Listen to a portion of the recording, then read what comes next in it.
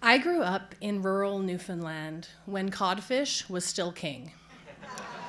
There is a Canadian heritage moment, which apparently they're still making those, of John Cabot, or Giovanni Caboto, in 1497, lowering a basket into the waters of Newfoundland's Grand Banks and marveling at the amount of fish.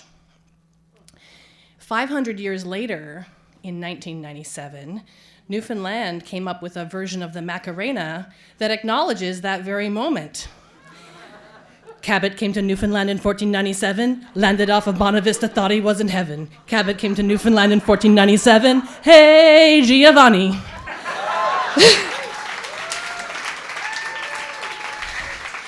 I'll never forget those words, but I had to WikiHow the steps. In my family, the way that cod is best enjoyed is fresh and simply pan-fried with some onions. My parents both grew up in poverty as children of fishermen, and they had way too much of the salted variety, and my mother refuses to ever eat it again. But my father, knowing that I had a love of salt, would kindly make me a side of scrunchions, which is salted pork fat cut into cubes and then pan-fried until crispy, and then served along with the oil from the rendering over the top of the fish. I've lived in Montreal for over 20 years, and I've traveled, and I've had all sorts of wonderful international dishes, and yet, if I were to be told that my next meal would be my last, it would have to be the official dish of Newfoundland, known as fish and brews, which is salted codfish, along with hard bread, which we call hard tack, that's been soaked, scrunchions, and if that weren't enough, drawn butter, which is basically like a butter gravy with onions in it, put over the top. I have other beloved foods from home. One is called peas pudding, and it's pretty simple. It's just yellow split peas put into an unbleached cotton bag that is then boiled in the same pot as what we call the Jig's dinner vegetables, which is potatoes, carrots, turnip, cabbage, and salt beef. There always has to be a salted meat product. And then you basically, the peas soften, and on the plate it looks like golden mashed potatoes. And it was a staple of every roast dinner my dad made every Sunday when I was a child, but that I only make very occasionally now. Saltfish, too, is a special occasion food. It is for Good Friday and for Christmas Eve, and increasingly as I get horrifically homesick. And I make the trip to Seagal's supermarket right below us, and when I encounter the fragrant heap of codfish at the back, I could weep for joy. And most people I know shop at Seagal's despite the smell of the codfish.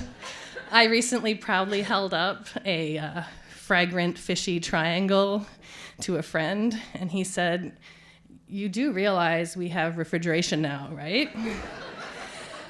But I can say that what I make to Seagal's a couple times a year is what I would call a pilgrimage. And when I open the door and I get hit with that smell, it's like I'm in my grandmother's kitchen. My 4 children, however, are in the smell-averse camp, and they will not so much as even try it. My kids are city kids, and they just don't have the same associations that I do of, having salt cod in a salt box house on the ocean, the kitchen stiflingly hot because your grandmother insists on using a wood-burning range to cook everything. So many aunts and uncles that you can't even count them, and you have to use the extra dining room table in the TV room. And so much laughter as jokes are made at each other's expense, but always with love. My grandmother would steam a crowberry pudding from berries that my father and I would pick together on the back of the island that he grew up on. And the smell of the cloves and the molasses and the rum and butter and caramel from that would overtake the smell of the fish. And my kids love visiting their grandparents, but they get a bit bewildered when I say, when we're eating fish, whose fish is this? By which I mean who caught it and where and when. And they'll eat some home foods like moose meat, but even then they would prefer that it's in like moussaka. They do, though, groan at the pun. But even with moussaka, only 2 of my 4 kids will eat it. As with anything I make, I'm lucky if 3 of them will even consider trying it. Name any food, and my kids are a math problem for practicing fractions, frustrating fractions apparently. So if 1 out of 4 refuses beef, and 1 out of 4 will only eat pork in bacon form, and 1 out of 4 will only eat chicken in nugget form, and all 4 are totally sick of ground turkey, how much longer until Mom totally loses her mind? So it was in the spirit of mind losing that last Christmas I announced months in advance that I wanted as little as possible to do with the work involved with making Christmas happen.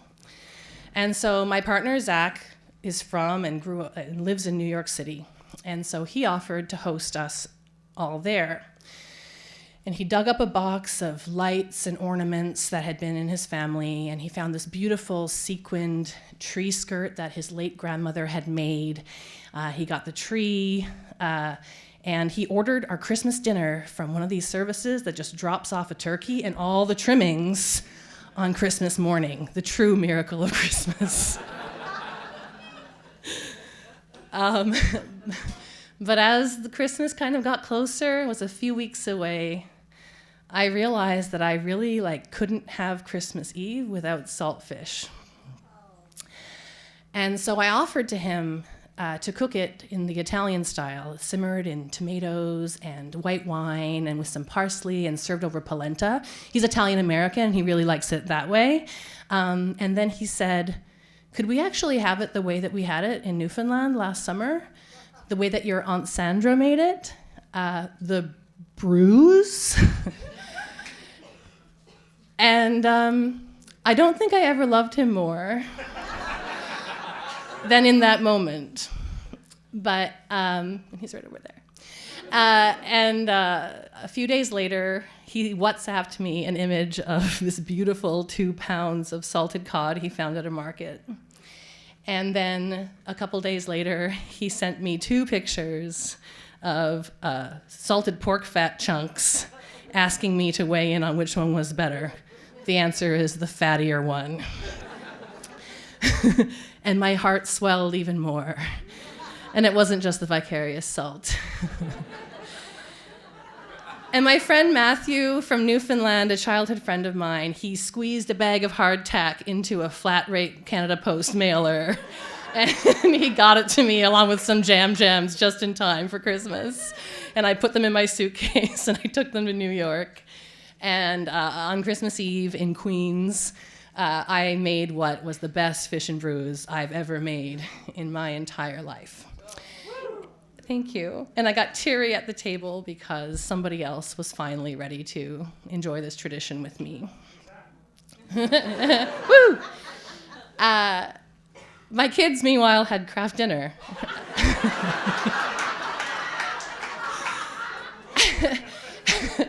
And while they were eating, my 10-year-old said to her little sister, "Tomorrow's Christmas, and you know what that means."